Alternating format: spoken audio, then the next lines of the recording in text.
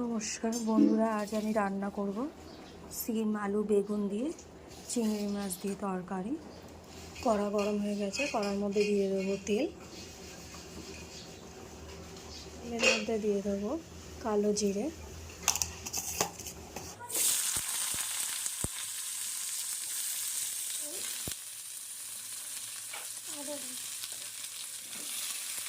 হালকা ভাজা ভাজা হয়ে গেলে দিয়ে দেবো পরিমাণ মতো নুন, পরিমাণ মতো হলুদ আর পরিমাণ মতো জিরে ধনে দেবো।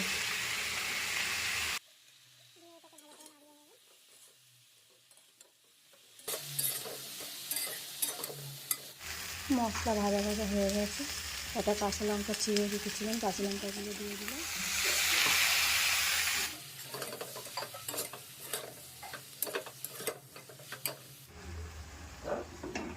দিয়ে চাড়িয়ে এবার নামিয়ে নেব।